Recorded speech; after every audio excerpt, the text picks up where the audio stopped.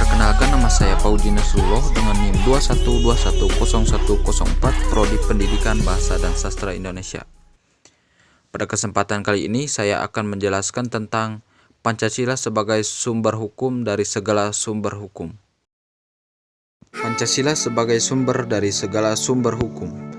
Yang pertama, sistem norma hukum. Yang kedua, konstitusi. Yang ketiga, pembukaan dan batang tubuh UUD 1945.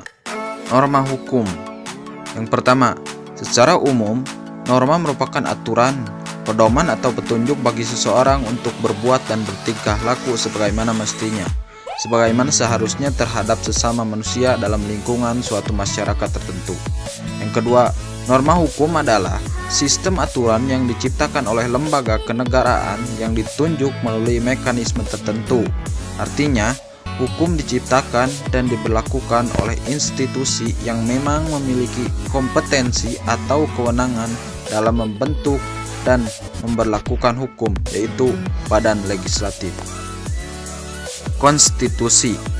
Yang pertama, konstitusi adalah keseluruhan sistem ketatanegaraan dari suatu negara berupa kumpulan peraturan-peraturan yang membentuk, mengatur, atau memerintah dalam pemerintahan suatu negara.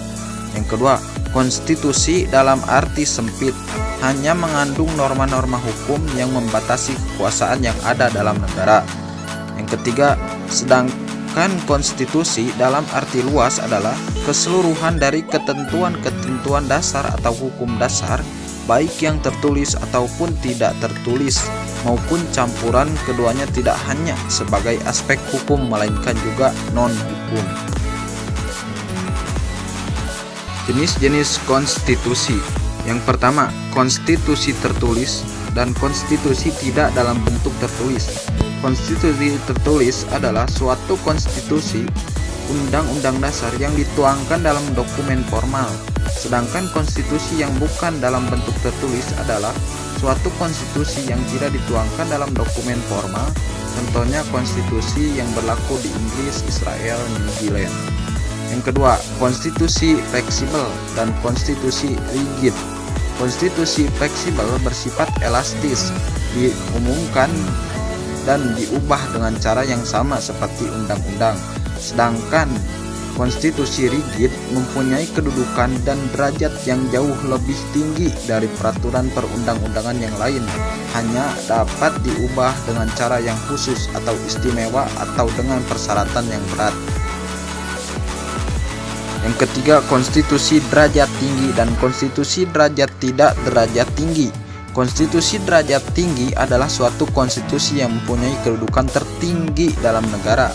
Sedangkan konstitusi derajat tidak derajat tinggi adalah suatu konstitusi yang tidak mempunyai kedudukan seperti derajat tinggi, sehingga persyaratan mengubah konstitusi ini tidak sesulit mengubah konstitusi derajat tinggi, melainkan sama dengan pengubahan undang-undang.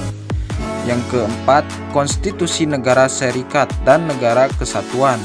Negara serikat didapatkan sistem pembagian kekuasaan antara pemerintah negara serikat dengan pemerintah negara bagian.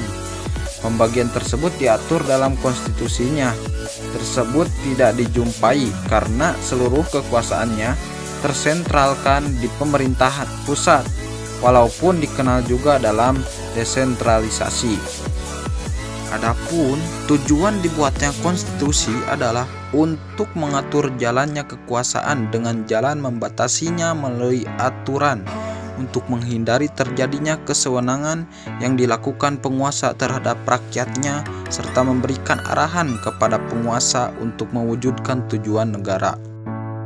Pembukaan dan batang tubuh Undang-Undang Dasar 1945. Pembukaan Undang-Undang Dasar 1945 mempunyai hubungan langsung yang bersifat kausal organis dengan batang tubuh Undang-Undang Dasar 1945.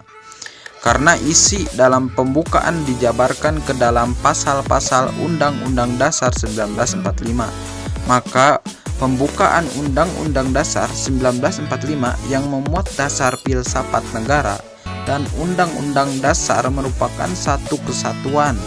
walaupun dapat dipisahkan, bahkan merupakan rangkaian kesatuan nilai dan norma yang terpadu.